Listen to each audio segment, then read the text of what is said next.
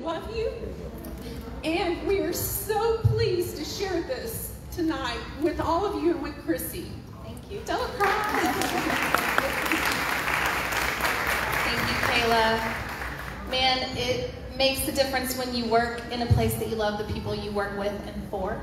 And so thank you for being here tonight and letting me host here. So I'm gonna, I am a writer first, so I'm gonna kind of read my opening comments to you a little bit, but I do want to say thank you so much to everyone who came tonight and who is with us virtually, because we've got like all these virtual feeds going. So hi guys online, I hope you're going to be joining in. We're going to be doing some giveaways later, so some will be in person and some will be online. If you did not get a ticket, everybody in this room, I want you to have a ticket when you came in for giveaways, okay? So if we draw your number, yeah, and then there's also, they're collecting if you have questions you want to ask. We're going to have a Q&A time, and so you can write it on a Post-it note, and we'll kind of go through those. So, but thank you so much. I know that times are weird, times are hard, so I am truly blessed by the fact that you took time out of your life to join my journey and celebrate with me tonight. I have some amazing guests that I can't wait for you to meet. And I know that our prayer for this event is not about more book sales or recognition or fame. Our prayer is that you would be blessed and encouraged and even inspired tonight. I'll be honest, up until, I don't know, just this week, I had moments where I just didn't think this event was going to happen. I feel like COVID is doing everything it can to stop people from celebrating the things that we love in this world. And so I greatly appreciate your commitment tonight to also wearing a mask or a face shield, which I'll be putting mine back on once I get people up here. I just wanted to have it off while I'm socially distanced. But thank you for protecting each other by doing that here, because we definitely want to be careful. There was once a show called Lost that some of you may remember. Anybody remember Lost? Okay. My husband Sam and I loved that show, and we often had watch parties with our friends, and we discussed our theories about this mysterious island and the people who had found themselves on it. And I remember researching islands for fun during that, and I came across this term, Phantom Island. And it's a term used for land masses that had been discovered and charted on maps, only to find later that they had disappeared. Well, oftentimes they were just volcanic buildup that eventually sank, but the concept of a disappearing island just stuck with me. And as true writers tend to do, because I know there's a lot of writers in here. If you're a writer, raise your hand. Yeah, we've got some back there. I got two up here. Yes, we've got some writers in here. So you know, because if you're a writer, your imagination starts running sometimes with things, and you take a concept and you just go. And I started asking myself, what would happen if teenagers suddenly found themselves on a mysterious island? What would they see? What would they do? Who would they meet? And suddenly this magical world just started forming in my head. I created a people group called the Dorians, who were divided into 4 tribes at birth. What are our 4 tribes?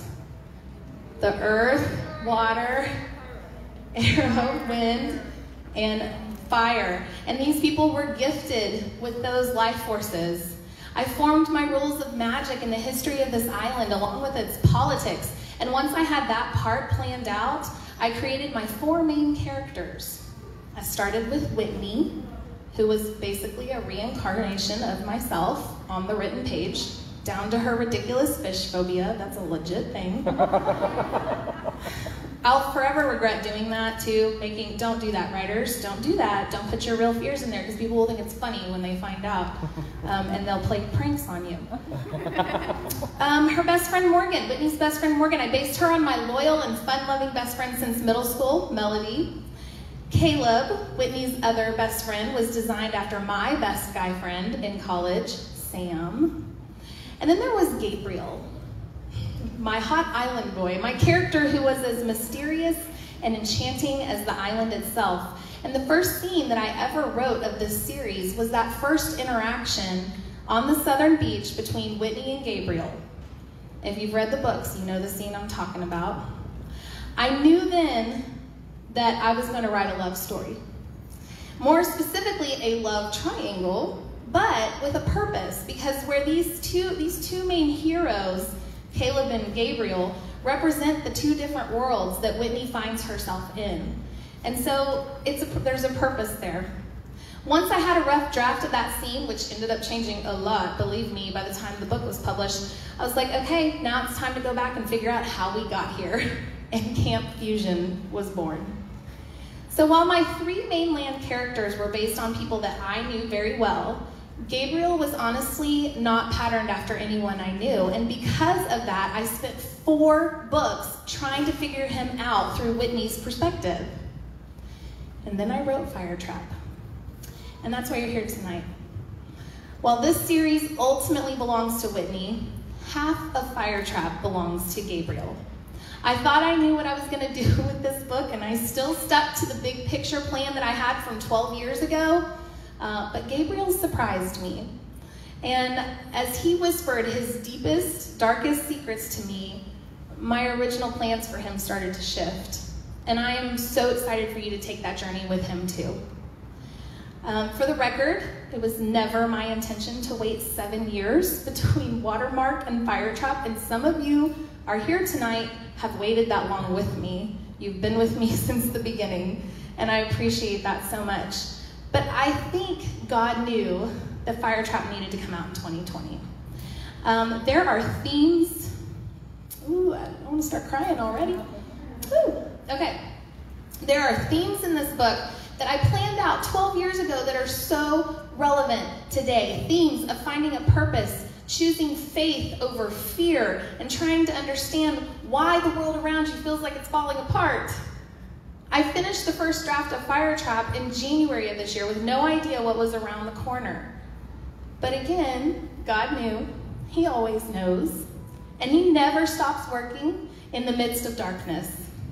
And so I pray that each of you catch a glimmer of that hope in the pages of my story. And speaking of hope, none of this would have happened tonight without a community of people who rallied around me and said, yes, we can do this, and we should do this. When I was like, do I do a book launch party? Do I go virtual? What do I do? And there are so many people in this room that was like, let's do it. We need it. Let's do it. I have the most amazing support system. So before I invite my special guest up here, I want to recognize and say thank you to a few people. So of course, Kayla Smith, our superintendent, and Susie Bromers, our principal. Y'all, they have had a tremendously hard job in 2020, and they do it with so much grace and wisdom, and I could not be more thankful to be aligned with such strong, godly, wise women. So thank you for allowing me to do this here. Brandy Lowe, where is Brandy? She is our art teacher. There she is. I could not do this. I couldn't do this. Brandy Lowe did this entire thing, made all of these banners, all these signs. You guys, I don't even know how to say thank you, Brandy, because when I walked in today, I was like, I'm at my island. Like, it just felt like home, and it's so much more beautiful. So I hope that you will take pictures tonight around the island and just have fun with that. So thank you, Brandy, for coordinating all of this. Our PAC committee, we have some wonderful parents at UME who are so committed to just making our school be what it is. And so I want to say thank you to them. They provided the cupcakes and the water, and you guys, you better go back there and eat stuff, okay? You can be eating while I'm talking. We're going to be talking up here. You can go grab something and munch and get yourself sugared up. Thank you to Kristen Killingsworth, who, there she is right there, who headed all of that up and worked that out. You'll notice too that our book fair is going to be open during our book signing line tonight. While I'm doing book signing, please go out there. You can support our school by buying a book and support reading and find good books. There's a lot of treasures out there that I would love for you guys to look at, and they'll have it open when we go to the signing time. Madison Lloyd, where's Madison Lloyd? She is right there. Y'all recognize Madison from the front desk. She keeps us organized around here. But she is a super talented artist of sugar, and she brought the most gorgeous cookies that have, you got to see them when you go back there and grab one, okay? You won't want to eat it because they're so great. They're like Firetrap, Team Gabriel, like all this great stuff. So thank you, Madison. And please, if you're looking, you know, for somebody who can do cookies or cakes, whatever, she just did all of that for my son's 3rd birthday, and it was so creative and cute. She's a true artist. So, you know, she's local, support local business there. Our photo booth signs were done by Leanne Edelman, back over there. Leanne, I pretty much was like, can you do this? I'm not picky, and she took it and ran, and she's a true fan of the books, and you'll know by looking at the signs, she knew exactly what to do. And thank you for taking the time on that. Okay, this is a really cool aspect of this event, and you're gonna see these bookmarks, okay? Usually we have graphic designers that make bookmarks and stuff, but this time, Miss Lowe coordinated some of our junior high students and one of our high school students, and they hand painted and created bookmarks, and we had them printed. And so please grab one of, this is original UME art here, designed in the style of my books. And you guys, they're incredible. Seeing my students get involved in this in such a way with their giftedness is just, that's truly makes me happy. And so those people were Audrey Aruda, just wave wherever you are. Frella Bautista, I don't know if Frella could come tonight. Sophia Leon, I don't know if she was able to be here. Symphony Glow, Katie Simmons, and then these gorgeous character bookmarks were made by Naomi Long, who's a junior, and she could not be here tonight. She's co-runs my fan club with Jalen on Instagram, and just with circumstances she wasn't able to be here. We're really sad about that, but guys, they're incredible. They're incredible. There's Gabriel. Okay, and let's see, Greg Woods Photography, the dude right there with the camera. So Greg is shooting a mini documentary tonight, so if he points that camera in your face, you just look like you're having the time of your life. You got it? All right? So give him good footage and stuff later. Yeah, so thank you so much for being here. Greg Woods Photography, for any needs you have at events or whatever, contact him, please. Thank you to Greg Warren, who came out here yesterday and helped me set up all of my sound. I want to say thank you to Brian Whitfield and McKinley. So Brian right now is acting as Krissi Dallas on the Facebook page, so he's my co-host. You should turn around and let people see you. No, the bearded man behind the camera. So he'll be helping you guys out on Facebook and answering any questions you have. And McKinley Edelman right here is my takeover on my Instagram tonight. She's going live for me. So thank you guys for that. I'm almost done. I know this part takes forever because there's so many people, but my husband Sam and my 2 boys, oh man, see, this is where, I want to cry. It's been a hard week, babe, hasn't it? It's been like one of the hardest weeks of our lives. I can't believe that we got to, y'all, my diamond fell out of my wedding ring last night. We lost it. Threw away my debit card today by accident. We're having a week, a 2020 kind of week. So I just am so thankful to you and my boys because I know that y'all have sacrificed for me to write. Sorry. Okay, we're done. You know I love you. Okay.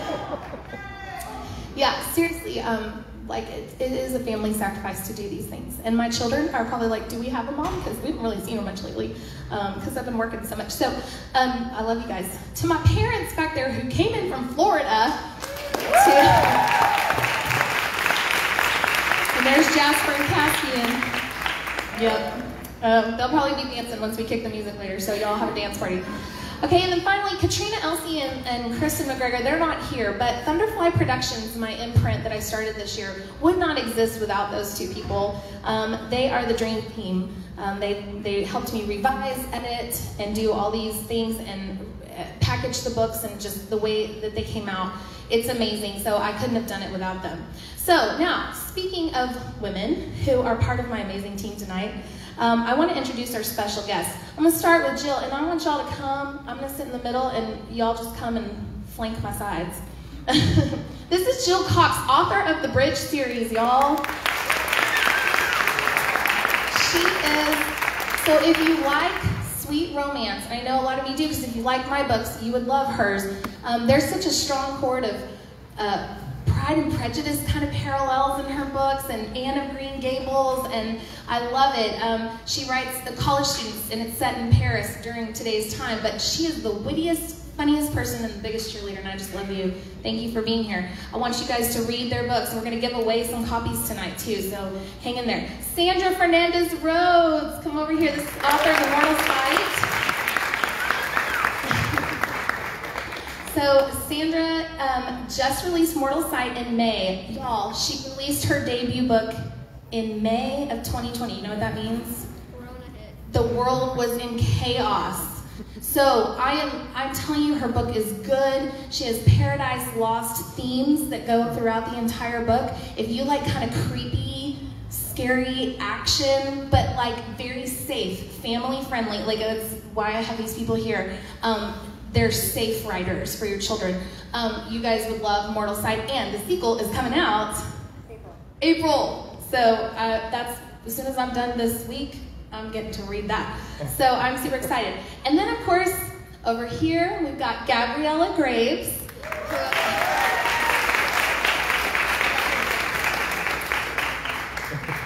Gabby is so she came and did. She's like a pro at this. She came and did assemblies today at school, so a lot of our students got to meet her today already. But Gabby is an actress, and she's been acting since she was, what, 8? Professionally. You were acting and doing stuff before that.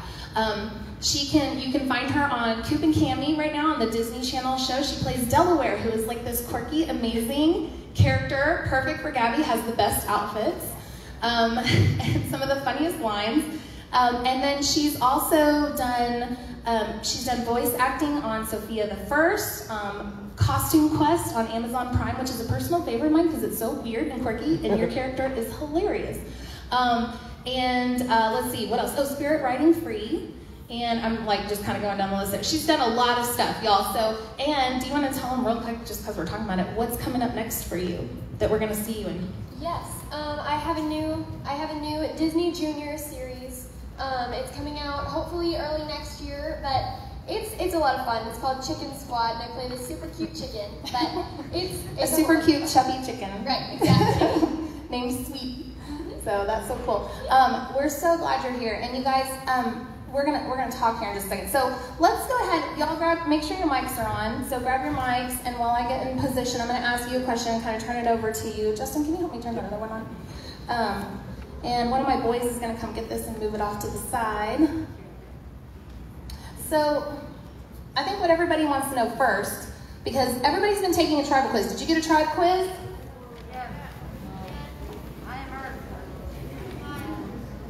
Okay, so the tribes are kind of the fun part. Now the quiz, that's just to kind of get you introduced. If you're a true fan, you'll know what tribe you're in. You'll know where you want to live, that kind of thing. Shannon, where's Shannon Harden? Did you take the film off of both sides? Okay, good. Just making sure. It's a little dark. Just making sure. Tell everybody, for you guys, what tribe are you in and why? Sorry. Gabby, start us off. All right. I know that I read it in the first book. I took the quiz after the very first book, and I know that I am a true Airdorian through and through. So I am part of the Air and Wind tribe. Why? How do you know you're air? Well, I did take the quiz, but I also know that I am super dramatic and super musical, and I know drama. Really? Yeah. No, not at all. But they're very like creative and artistic, and they have a complete like fun musical and dramatic side, and I feel like I fit into that. So perfect. I relate to that. Awesome. Okay, Jill, tell us. Say hi, Sam. Hello. Might need to turn it up. Yep, I got you. Sam, will you make sure? Can they hear us on the live feed? Okay, somebody needs to double check that. Can you log in and just make sure? Sorry. Teacher in me, can you guys hear me? Give me a thumbs up. All right, Jill, what tribe are you in, Jill? I am a Pyrodorian, and I took the quiz also, but I knew that I was going to be a pirate because pirates are intuitive, and they've experienced the world through their feelings, and that's just basically how I live. And so I knew it was that. Also, they're very artistic, and they love beauty, and I would stay in an art museum for hours if they would let me. I love that. Love it. Okay, our little pyros. We got an arrow, pyro. What are you, Sandra? Oh, I'm a pyro too. You're a pyro too. I wanted to be a geo, but you know, We need a geo. I know, but no, I'm too. Yeah, I've got the emotional up and down, and Krissi knows. Sometimes I'm like, yeah, and so yeah, it's just the fiery. I'm also, I have a. She calls me my fiery pyro Latina. My fiery Latina. So I've got a Latina background, so definitely pyro. I love it. So the tribes are just something kind of fun, you know, like whatever you get on your quiz, like especially if you have a tie, the goal is read the books and decide what you would want to be, like, because all the villages are different, and I designed that because I think teenagers, I love how teenagers, they want acceptance, they want to belong, they want a place that's special, unique for them. I wrote for a lot of those reasons. Whitney has gray eyes and issues with it because I have issues with gray eyes. Like, I'm like, why can't they be pretty blue? So I think the tribes are a fun part of that. So, okay, let's pretend they're making Phantom Island the movie or the TV series. Forget your age and your physical qualities for a minute and tell me which character would you have the most fun playing? And I'm going to shoot to Gabby first since you are the actress. I think you already know my answer, which if they were doing anything with Phantom Island series, I would want to play Whitney. Of course. She's magical, and she's sparkly, and she's fun, and dramatic. She's very dramatic. But she just has this great personality where she can be this like cute, adorable, happy girl, but then at the same time she can turn around and put up a really good fight. So she's awesome. So, okay, Gabby, you know what I'm gonna ask Yes, next. I do. Because if you're gonna play Whitney, I'm gonna need to know who you want to. Now we're live, so I don't know who's out there watching. One of my friends might be watching. Okay, friend, are you there? We know he is. Are we gonna say this? Can we do this, Gabby? Yes, I can. Okay, so I asked Gabby, like, who would be your Caleb and Gabriel if you were in the movies? Well, my Caleb, I think he's watching currently. His name is Tucker Meek. And Hi, Tucker! Everybody say hi, Tucker! Tucker is an actor too. So, go ahead. He looks like Caleb and he acts like it. He is adorable. Thank you. But he and I act like Whitney and Caleb because he knows me so well and I know him so well, and we're just like goofy, and he's a goof and funny and silly, and that's the perfect relationship there for Whitney. For Whitney. So he would be your Caleb in the movie. Dad. Calm down, Justin. Cover your ears on this part. Okay, what about Gabriel? My Gabriel, his name is Cassius Devan. He's another friend of mine, and actually Tucker knows him as well. The three of us are friends. Is there a picture on Instagram of the three of you together? There's a picture of the three of us together. When was that taken? Last year. Almost, about at Halloween, right? Mm-hmm. Because she looks like Whitney in the pictures because she's all decked out in 80s gear like Whitney in water crossing, and she has pink hair. And, that's so fun. Looking back at that picture, I look like the 80s night. So be honest out here, how many of you teenagers that have read the books, you have a very clear view of who Gabriel and Caleb are in your mind? Anybody want to admit? All right, I do. Okay, that's so fun, Gabby. Okay, Jill. Okay, I would like to play Eden, and if Sandra's going to fight me to play Eden, then I want to be Jezebel. Oh, Jezebel. Because she's sassy. She is. And I like her. Yeah. Sandra hated her. I did. I told Krissi, I'm like, this is not happening. Sandra would send me texts, I hope Jezebel dies before this book is over. and yet she gets real. But we get real. I was like, no. So yes, I put Eden as well, because Eden, I mean, she's a tough warrior, but she has a soft side too, and she can, she gets, she's like Gabriel's counterpart. And She's a boss babe. I'm like all Gabriel. Yeah. Sorry for the Caleb fans, but I'm like all Gabriel all the way. So I think that I would, if I couldn't be Whitney, because I'm getting kind of old, I would want to be Abriana. She's the villain. She does have black and white hair for a reason. But when I wrote her character, I really tapped into, I thought, who would I be if I gave in to like my darkest desires? She really is the alter Whitney, who Whitney could be if Whitney gave in to some things. And I see a lot of that in myself when I write Abriana. So I would want to be her. I'd want to be a villain. Okay, and of course, like one of my favorite things to write, if you've read the books, you know this, is all the awkward first love romantic moments. So now, Gabby, I know I'm going to shoot to you again here. I know you've already had to play some moments like that on screen, like Alex Inc. She was in a show with Zach Braff. Yes. It was only got one season, y'all. It was such a good show. We loved it. But in like, it was one of the, it wasn't the pilot, but it was like in one of the opening episodes, wasn't it? It wasn't the pilot? No, it wasn't the pilot. I think it was the 4th episode, 3rd and 4th episode. So Gabby plays the girl that's kind of in love with his son, and he totally friend zones her. Completely. And it's really, shuts me down. Yeah, it's so cute though. It's such a cute little like subplot kind of going on in that episode. So tell me about that. Do you get nervous like when you have to do roles like that? Is it awkward? Have you had your first on-screen kiss? Right? I have not. I have not had my first on-screen kiss. Wait as long as possible. Yeah, I haven't had a first kiss. That's good. But that's actually the only awkward love thing I've ever had to do in a show. And it wasn't awkward at all because the boy who plays Ben, who's like he's my boyfriend in the show. Mm-hmm. He just made me feel right at home, and he was just silly and goofy, and we had a lot of fun together. And So it's not awkward if you get along with the person. Yes, and it's not awkward if I feel like if you actually like the person that you're playing, like you have a crush on or you're in a relationship with, that could be weird. But we were just really good friends and just having a whole bunch of crazy fun. That's awesome. Well, if you play Whitney. Yeah, I know. Okay. Okay, so I'm going to start over here with Sandra. I would love for each of you to take a minute to kind of share why you chose to pursue the creative avenue of writing or acting, whatever it is, because we're all doing things that you really have to put yourself out there, and you have to put a lot of yourself into it. So why did you pursue that, and why are you here tonight? Well, I'm here to support you because you're awesome, and the series is amazing, and we love it, and I would do anything for you, and you know that. I've pursued writing. I've always written. I have been writing ever since I was probably, I think, seriously starting in middle school. Back in my day, it was spiral notebooks that we would pass around and share stories.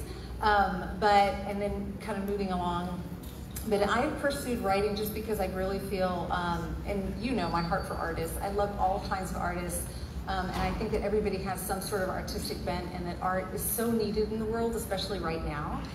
And just writing was a way to really just kind of tap into and kind of explore just worlds and characters in a way that I think just seeing the world differently and understanding that as a writer, it's a certain tribe of people, the way that you see the world, and you may say something and somebody may go, no, I don't see that at all. And so being able to put it in a story and then and just kind of build that story, it's just been amazing. So I just love storytelling.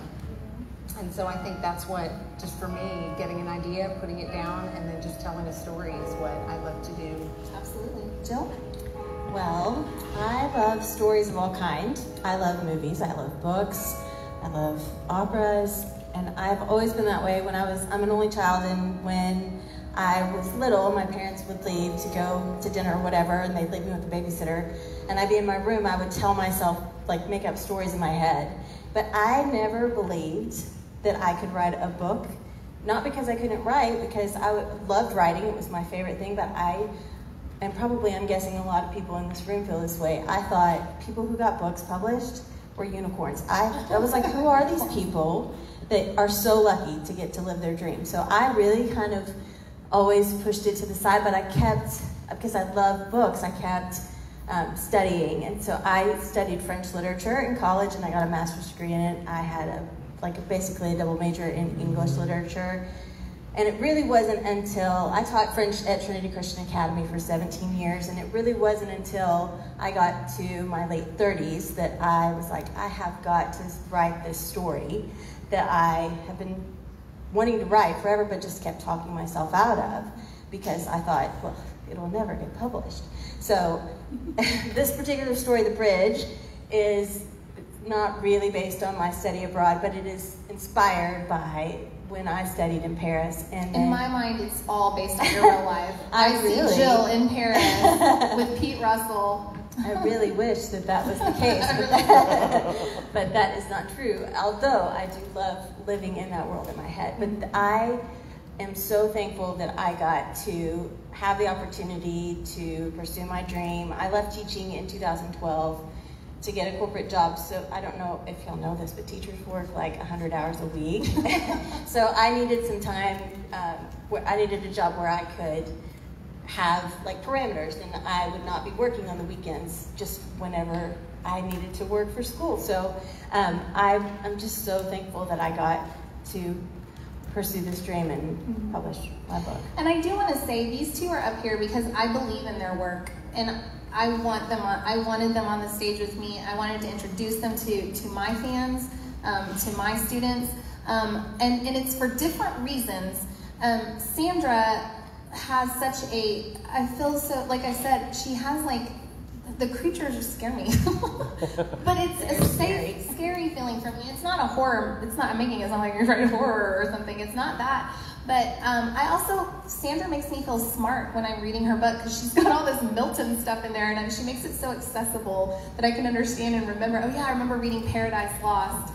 And she's got all these layers of art history and stuff. I would literally be reading Mortal Sight, and I would go to the internet and research the paintings that she would describe, and I would be shocked that I was like, that's exactly how I just kind of pictured that in my head based on your descriptions.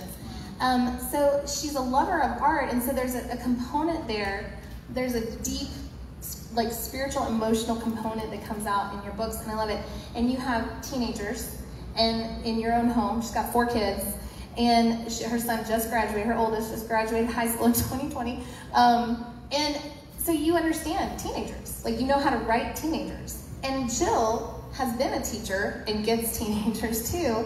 And even though your characters are in college, Jill, I love it for the romantic component, but she's so dang witty. And I'm always jealous of people who have that like snark or stuff that just comes out with their characters. I drink a lot of coffee. You drink a lot of coffee. That's my secret.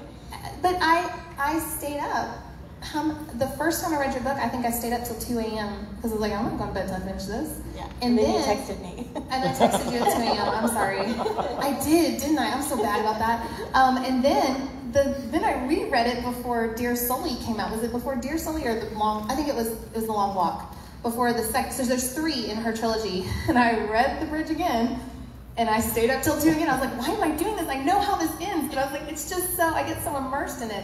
So, you know, I really believe in their work, and I hope that you guys will look into their books, and like I said, we're gonna give this away. Gabby, talk about why'd you pursue acting? What was our question again? Wasn't that it? Yeah, I think that was basically it. Yeah, why did you pursue the avenue of acting? I was kind of inspired for acting, and a love of it came out of reading books. So it's because of people like you that I love acting so much, because I get to use my imagination, and I'm an avid reader, and I love getting to go into imaginary worlds and get to go to different realms and meet new friends in books, and that helps in my acting because I get to use my imagination and take on the realms and worlds that I see around me that I learn from books. But I started acting because I wanted to make people happy. I wanted to be able to like see the smiles on their faces and make them feel different emotions, which I know you can do through writing as well, because it's such an interesting tool to be able to use your craft and make people feel different things, whether it be happy or sad or angry, which Firetrap might make you feel all of those different things. Be nice, Gabby. Gabby, I got a nice little, we'll talk about that in a little bit. Yeah. I got a nice little text from Gabby when she finished Firetrap, like, for a video where she was like, I hate it, but it's so good. It was a happy, sad, she was crying, conflicted. It was awful. I love that you said that, because I think sometimes in the world of publishing, it feels like you're not a real writer unless you're writing about issues and you're hitting all this heavy stuff and this agenda and this agenda, this and this. And sometimes I'll be on panels with other authors and I'm like, I write because I just want to entertain people. Like, I just want to give them escape. I'm sorry, I'm not like trying to like lace all these like, you know, social issues and things and stuff. They do come out. I think that those things do come into our writing just because we're filtering them too. But yeah, I think entertainment is super important. So I'm going to, because we're gonna skip through here a little bit. Let's do this question because I think this is important for our young people. And then after that, we're going to do some Q&A, or do we do Q&A next? Sorry, yeah. If you're an aspiring writer or author or actress or actor tonight, you know, there is a road, there's a journey in that is filled with failure, rejection.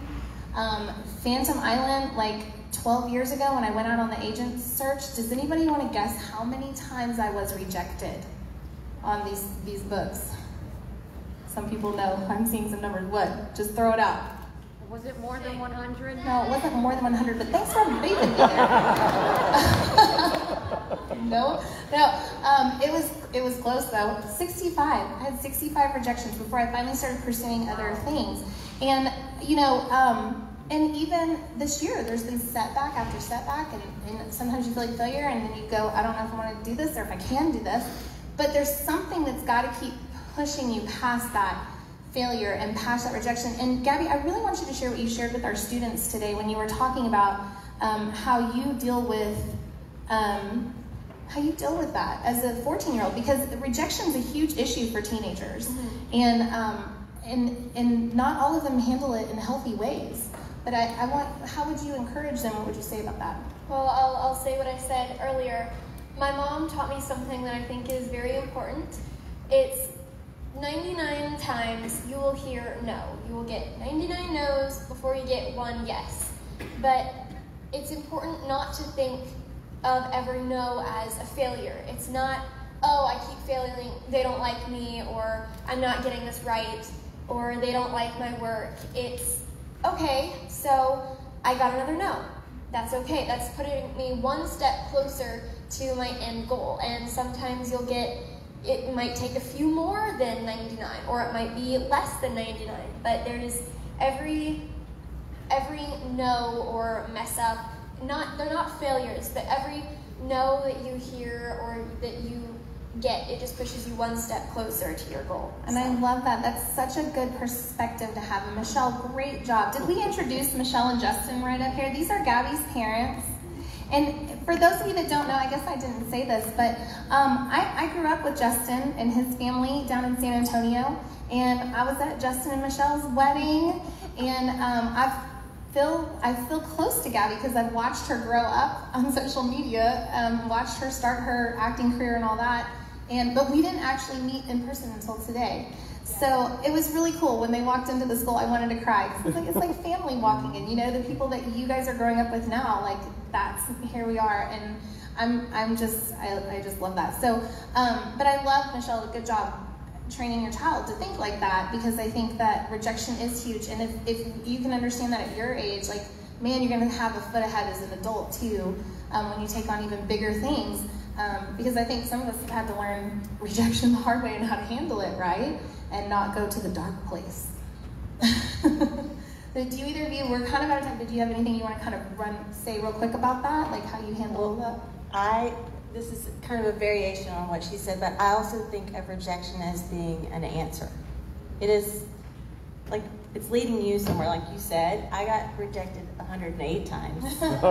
And I really was prepared to get rejected. I knew I was going to get rejected. If you write, if you guys want to be writers, you'll be rejected. You'll be rejected looking for an agent. And then if you find an agent, then you'll be rejected. The publishers will reject you. It just keeps on going. Your friends might reject you. You just never know. And so it's always leading you somewhere. And I ended up also, I self-published because my dad's here. He's right back there. Hi, Dad. My dad and my uncle and my mom, everybody in my family wanted to help me pursue my dreams. And I thought, am I gonna not let this dream be in a book shape because somebody at a publishing company decided that it wasn't going to fit into the marketplace. And so I did what you did, and I set up my own imprint, and I realized as I was going through that, I liked having creative control over everything. My graphic designer and I worked on that cover, I don't know how many hours, it was a lot.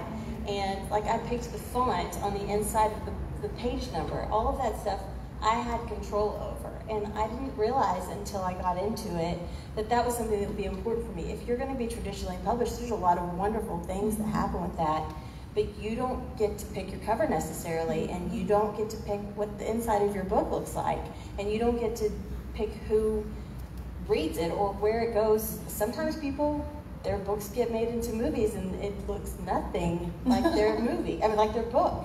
So there's a lot to be said for having control over your own, but the rejection thing is something that you really have to embrace on the front end, because it's going to happen. I don't know of anybody, maybe there's somebody who has gotten accepted for. Can I say, they're just, unicorns. I know you're like, no, I just want to say the other thing too about rejection and being an artist. Hold it up. Under the shield, there we go. I can get my voice very low under the shield. It sounds weird. But the other thing about rejection, especially if you're an artist, is to understand and to learn that what you create, they're not necessarily rejecting you. It's just that what you're creating is not right for what they're looking for. And that doesn't devalue what you've done. And I think that was one of the things that I had to learn was my book wasn't right for this publisher. My story didn't fit for what this particular person was looking for at the time. But I think, Gabby, you're right. You just keep going, and you just know that somewhere, that it's going to fit somewhere. It has a place somewhere. And then to learn to separate yourself from your artwork. Your artwork is not you, it is something that you create in whatever fashion, whether you're a dancer or an actress or a singer or whatnot. I know sometimes we as artists that can get kind of combined. And so just really learning how to separate yourself and go, they're not rejecting me, they're really just not, they're not into that sort of art. And I think that was very, very, that was important. That was an important thing I had to learn. And you've got to build a strong support system. I mean, look, like this is my support system in action. And that's key too, because I've had a lot of friends that don't have that and they give up. So having people who will come alongside you no matter what and say, you can do it, you can do it, you can do it. Okay, let's do a couple of audience questions you guys can pick for me, and then I'm gonna bring my teenage girls up for a fight. We're gonna talk specifically Firetrap, and then we're gonna sign some books and do some giveaways, okay? So let's do, Okay, will you be making the books into a movie or series? I am not a movie producer, so I will not be making my books into a movie. Would I love the opportunity? Yes. Gabby, make it happen. She already has the cast put together. So she does. I mean, we got Cassius, Tucker. Come on, we can make this happen. Yeah, no, I would absolutely love that. I think it would be a cool series because there is so many mini climaxes and stopping points, like cliffhangers and things that could continue to go. So I'd love to see it as a series, too. So, but no, I have no control over that. So y'all pray about that if you want that. You know how to pray, right? Okay. Okay, this is for Sandra. How did you decide to write a young adult book on Milton? The story came first. So the story came first, and then oh gosh, okay, this is so weird. I put lip gloss on my shield earlier. So welcome to my world as a teacher. How many times did I try to put food in my mouth? I know. I'm trying to figure out how to drink the water bottle through the shield. It's very bizarre. The story came first, the character came first. As I started writing, I realized that there were a lot of parallels to Paradise Lost. And so, and that Milton just really wanted to be a character in the book. So it was something that just evolved as the story evolved. I loved how you did that. I really did love how you did that. Was there a Jill Cox question? Yes. I'm going to ask that. Okay. Jill Cox, have you ever considered coming back to the characters from the Bridge series for another story? Well, So I finished my series last December, almost a year ago, and people ask me this all the time. I don't know that I would write a full novel, but I definitely think that I will write at least one novella. Do we get to know around what? Well, there's a couple of characters that people always ask me about, and one of them is Dan. I was gonna say Dan the man. And the other one is Gigi, Pete's grandmother. Oh, yeah, that would be interesting. So those are the two that I get asked the most about. But right now I'm writing, oh gosh. You want to tell us? Can we know what you're working on right now? This is, COVID has really taken me into, like, my mind has gone somewhere else, but I am working on a psychological thriller right now, young adults. The characters are teenagers, so we'll see. I think Peter Pan, if Peter Pan was a teenager and alive today. Ooh, I'm Narcissistic intrigued. Personality disorder. I'm intrigued. And I'm gonna get to read it first, right? Yes. Okay. Any other questions before I bring the girls up here that you think we haven't really covered, or? Well, Stephen McConnell wants to know who is the worst handwriting you've ever seen. Stephen. As I'm looking at this Post-it note, I remember that handwriting. Stephen was in my first group of, what year did you graduate? Where is he? 2017. Yeah, he was my first group of 8th graders. Yeah, my first group of babies here, you and me. And he did. He had some funky handwriting. But you know what? It has grown. Did you write that? I did. You did? I'm so impressed. It's so much better than 8th grade. See, we all grow. My writing has improved too, dude. Good job. Okay. Okay, so I'm going to ask y'all to go on to, Gabby, you're going to stay here if you want to move over. I'm going to ask y'all to go to your tables, and let's do a ticket giveaway for their books, okay? So if you have a ticket, everybody has a ticket, right? I'm going to let them draw.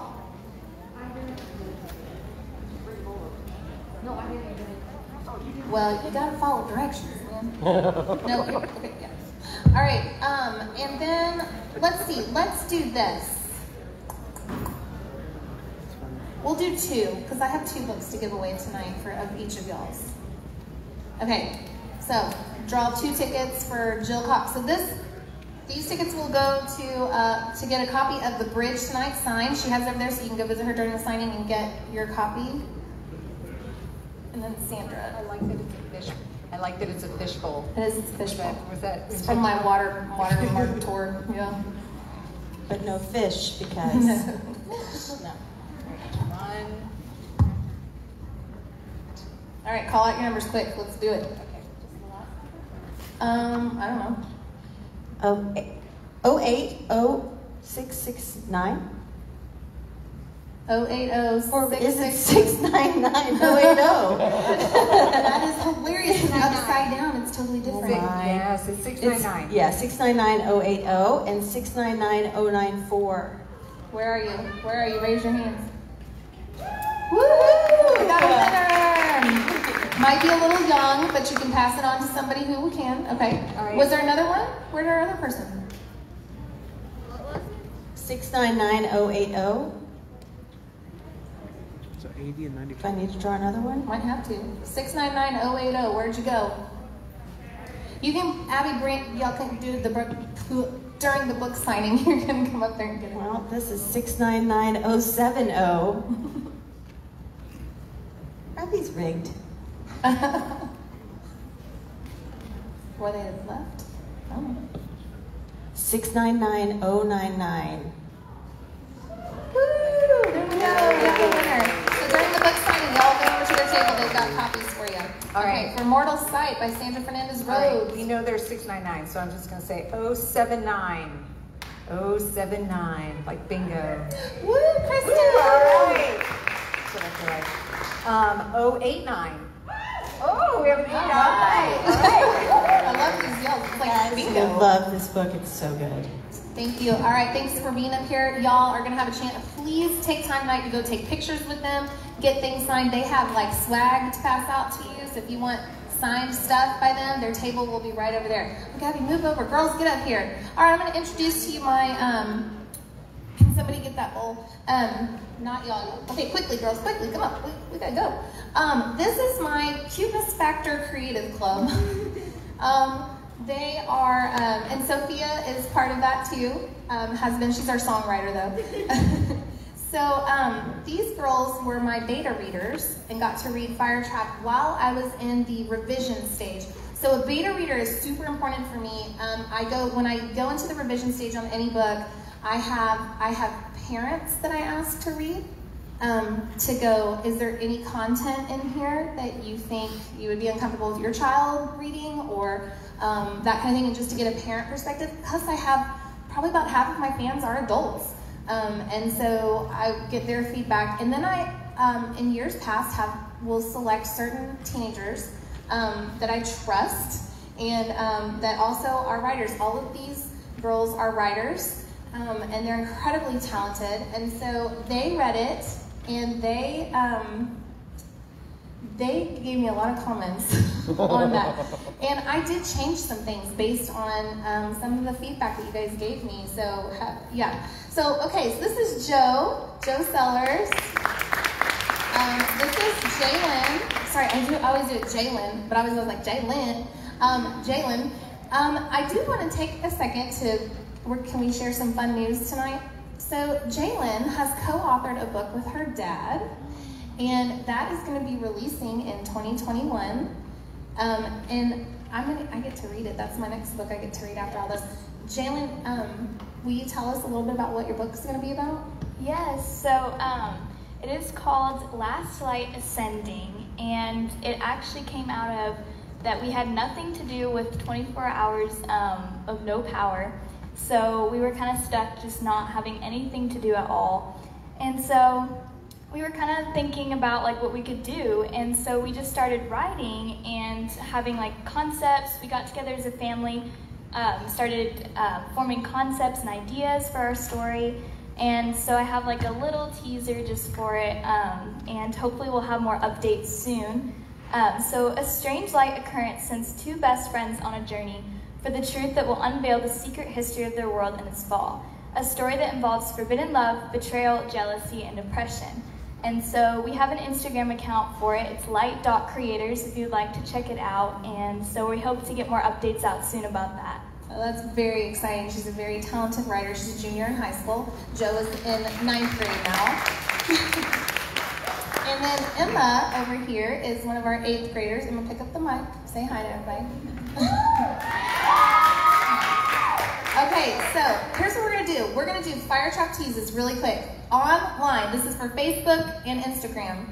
We want you to make a guess. If you can be the person who gets the closest to guessing how many comments these girls, 4 of them, left on my document of Firetrap, then you will win a Be the Firetrap t-shirt and one Phantom Island book of your choosing. If it's the first one to start, or Firetrap, wherever you're at. I'm getting like some weird feedback.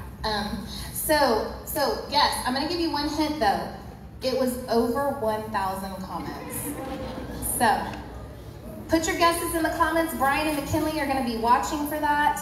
And yeah, we're gonna get that going. So while we're talking, put your guesses in the comments. And Sam, you've got the number, you got the magic number. So you're gonna be there to figure that out with them. All right, so you might wanna go look over their shoulder with that. Okay, so why don't you each start off telling people why you are a fan of the Phantom Island series and why you think other people your age or more would love these books too. And Gabby, you're gonna answer too. So let's start with Emma. Go. Sorry. Okay. I really love the Phantom Island series because honestly, it's so relatable, and like there's some spiritual ties in it that are so incredible. Like it honestly astounds me. And then there's the love triangle. I have to mention that. It's not like, it's really cool because there's not like an obvious person. Like whenever Miss Dallas writes about one of the characters, she tries to make that character the best that they can be. And like she's trying to convince you to be on that person's team. And so it's not like obviously Gabriel or obviously Caleb. Like it's super hard to choose. Yeah. When people always ask me, well, which team are you? Obviously, I love them both, but whatever page I'm on, that's the dude I'm rooting for. So that's how I keep it real. I have to literally believe that each of these guys could be a legit, like, future whatever. Okay, Gabby. I love the Phantom Island series because it has all of my favorite genres. It is fantasy, it has magic, it has mystery, it has romance, like what you said, love triangles. And it just has this wonderful, magical world, but it doesn't feel like, oh, this is something like completely unbelievable. It feels like it feels more realistic and less fantastical, which I really enjoy because it makes me feel like when I read it, I'm right there on the island and these people are my best friends and I'm going on these crazy adventures. And the point of view that she writes them from and how she changes points of view throughout the books, it makes it so interesting because you're not just getting the story from a removed point of view or from just one person's point of view. You actually get to see other sides of the story, which can be very interesting and it can make you want to switch teams sometimes. That's funny. I love that, thank you. So I thought it was pretty awesome that I get to read a book series that was written by my 7th and 8th grade English teacher.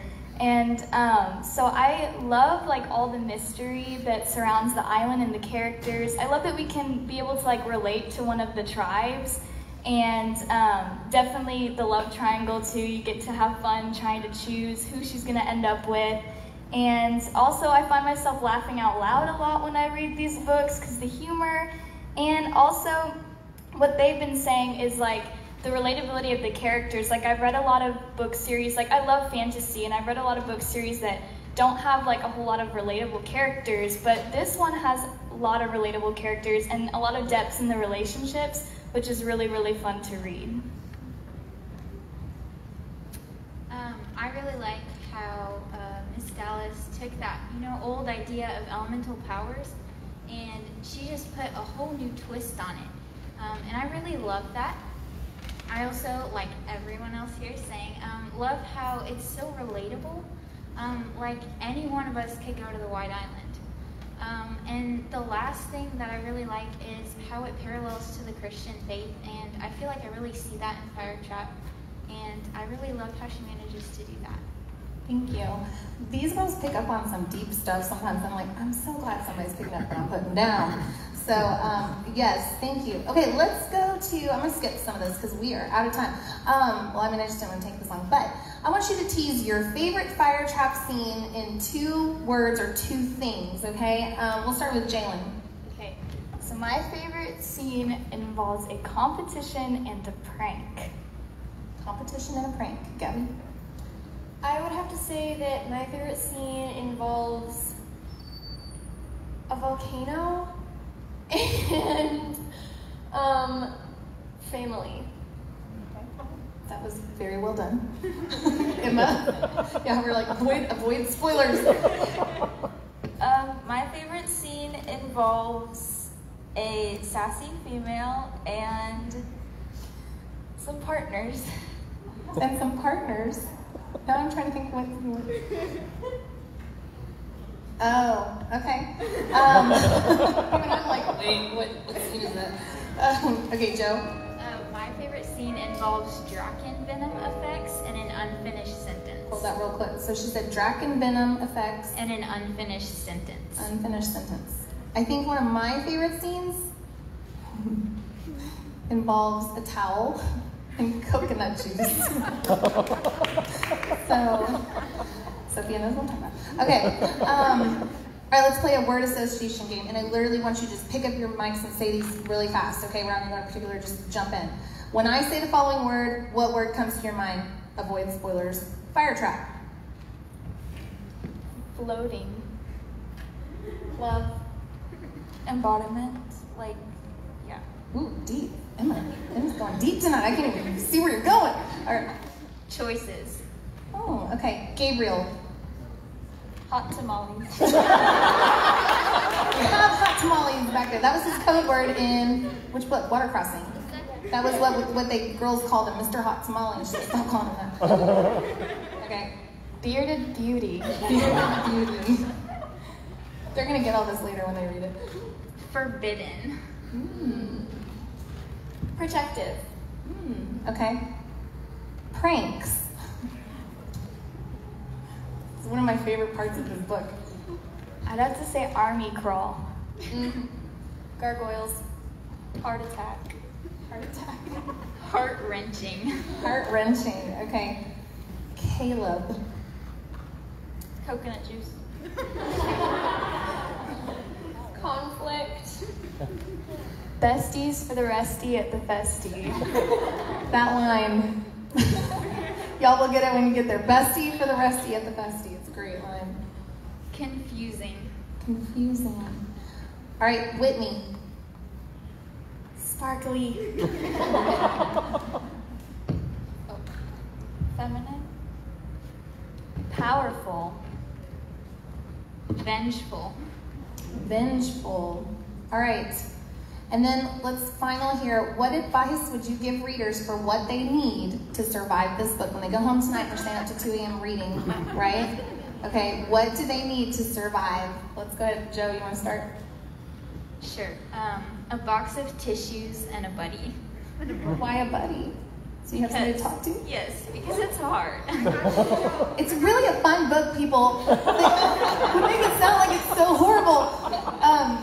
I think it's my funniest book. Would y'all agree? Yes. It's funny. Okay. And good. There's a rough ending, I'm not gonna lie. And I knew that ending was coming. I tried to get out of it for the last 12 years and I couldn't. So it's there, but don't let it ruin the fun of the book. And don't skip to the end, for crying out loud. All right, what were we on? Oh yeah, your advice. You guys will need a stress ball. A soft blanket and a good snack. I say you need a pillow and a snack. A pillow for what? Because the ending is hard and you're going to need something to punch and something to scream into. Okay, y'all are great. Okay, do we have an online giveaway winner? Who got the closest? First of all, do y'all even know how many comments were on there?